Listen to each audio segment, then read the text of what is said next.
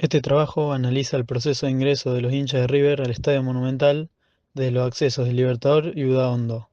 El objetivo es identificar cuellos de botella y evaluar cómo distintas decisiones operativas afectan al tiempo total que tarda una persona en entrar. Para eso, construimos un modelo de simulación en Ilogic utilizando la librería Pedestrian, donde representamos el recorrido real, llegada del estadio, cacheo, control de DNI, paso por molinetes y acceso final a las tribunas Belgrano y Sivori. Con el modelo pudimos probar configuraciones alternativas de seguridad y observar cómo cambian las colas y los tiempos antes del partido. En este video voy a explicar qué simulamos, qué datos usamos y finalmente mostrar el modelo funcionando en el Enilogix.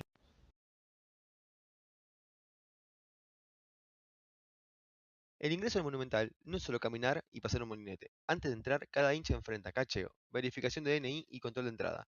Todo eso se hace con recursos limitados y en espacios físicos acotados, donde cualquier demora genera colas. Además, la mayor parte del público llega tarde, aproximadamente el 80% entra durante la última hora antes del partido, lo que concentra presión sobre los controles. Si se aumenta la intensidad del cacheo, mejora la seguridad, pero se reduce la capacidad de atención y el sistema colapsa rápido. El problema real es lograr un equilibrio. Seguridad sin que el acceso se convierta en una acumulación riesgosa de gente y sin comprometer la experiencia del público. El modelo representa el recorrido completo del hincha, desde que entra por Libertador u Odaondo hasta que cruza el último molinete. Ese flujo pasa sí o sí por 3 etapas: cacheo, control de DNI y molinetes. Los hinchas se diferencian por tribuna y nivel. Belgrano puede entrar por acceso 1 o acceso 2, mientras que Sivori usa solo el acceso 2. Cada acceso tiene sus propios molinetes y escaleras internas y cada uno genera su propia cola. El modelo registra tiempos individuales de llegada, espera y permanencia total, lo que permite ver cuándo el caudal supera la capacidad del cacheo o de los molinetes. En definitiva, convertimos la operación real en un flujo medible para detectar cuellos de botella. El modelo simula 17.510 hinchas distribuidos entre Belgrano y Sivori. Definimos dos formas de llegada: individual, usando procesos Poisson con tiempos exponenciales entre arribos, y en grupos de 100 a 300 personas que representan oleadas reales antes del partido. Además, dividimos el flujo temporal. El 20% llega en las 2 primeras horas y el 80% entra a partir del minuto 120. Los tiempos de servicio dependen del nivel de cacheo.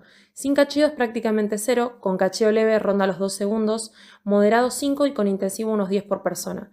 Esa variable define si el acceso se mantiene fluido o se congestiona. También incluimos tiempos promedio en el control de DNI y en los molinetes para medir cuánto se acumula en el tiempo total dentro del sistema. Evaluamos tres configuraciones para medir el impacto del cacheo y la llegada de hinchas. Primero, un escenario optimista, sin grupos y sin cacheo. Es el límite inferior del sistema, prácticamente sin esperas ni congestión. Después, un intermedio, llegada en grupos de unas 200 personas y cacheo moderado. Es una operación realista con controles razonables y tiempos todavía manejables.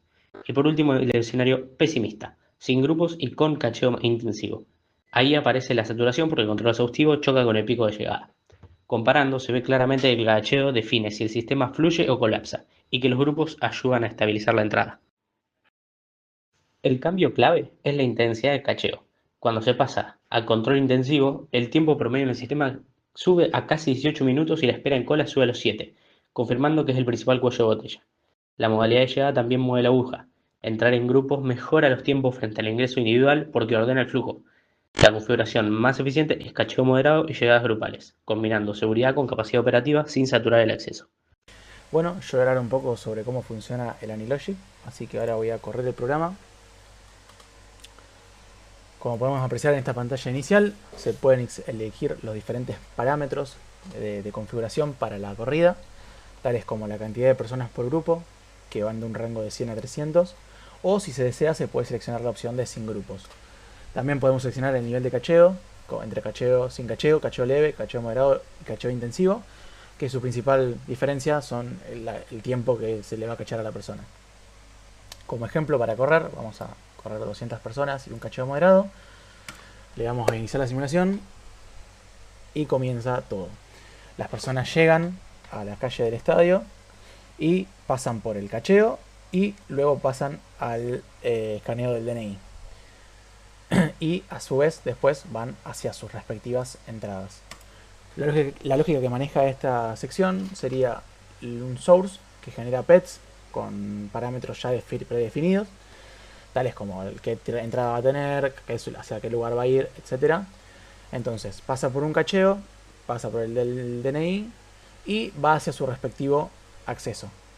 Accesos que están diseñados y muestran el flujo constante de gente desde la entrada del estadio hacia su lugar del asiento, digamos.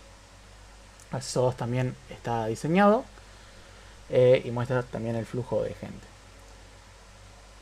La lógica luego continúa del lado de la llegada, porque cuando una vez que pasan al acceso, definen si son de, por ejemplo, Belgrano alta, Belgrano media o Belgrano baja.